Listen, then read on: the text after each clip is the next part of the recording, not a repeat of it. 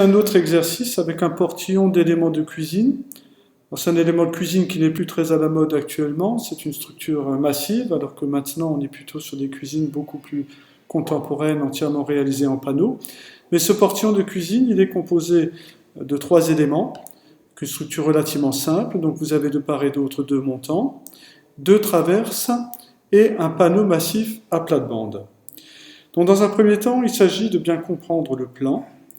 Dans un premier temps, vous avez ici la vue de face, avec un trait de coupe AA qui est représenté en dessous, qui vous permet de définir la largeur du portillon et l'épaisseur de l'ossature cadre, montant et traverse. À droite, vous avez la vue et la perspective éclatée de ce portillon de cuisine, et on voit que les assemblages sont assez particuliers. C'est un assemblage tenon et mortaise ici, avec un onglet sur moulure. On y voit également la longueur des tenons qui est de 35 mm. Autre détail intéressant, on a ici un détail A qui vous est représenté un tout petit peu plus grand ici, où vous trouvez l'épaisseur du panneau à plate-bande, la largeur de la moulure, la largeur du montant, l'épaisseur du montant, et le jeu périphérique en fond de rainure, qui accueillera donc le panneau, de 2 mm.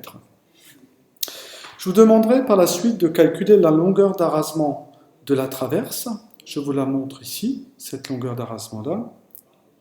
Et la dimension du panneau, la longueur du panneau et la largeur du panneau. Mais avant tout, quelques petites explications. Comme on le voit donc sur la perspective éclatée, il y a un onglet sur moulure, ce qui complique un tout petit peu le calcul de l'arasement. Dans un cas sans onglet, c'est très simple, il suffit de retirer de la largeur totale de votre portillon 2 fois la largeur des montants.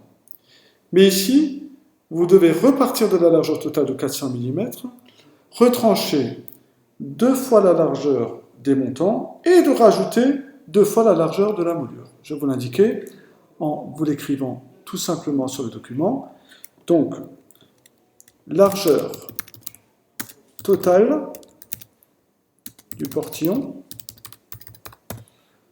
moins 2 fois la largeur des montants, c'est une petite erreur, pas bien, largeur des montants,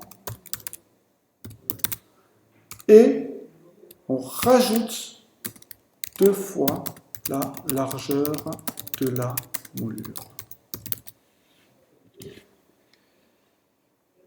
Ça, c'est pour trouver l'arasement de la traverse. Pour le calcul du panneau, vous tenez bien compte de la profondeur de la rainure qui est de 17 mm, mais aussi du jeu périphérique, donc tout autour, un jeu de 2 mm. Dans le Google Forms, vous retrouverez le plan. À vous de répondre aux questions. Bon exercice.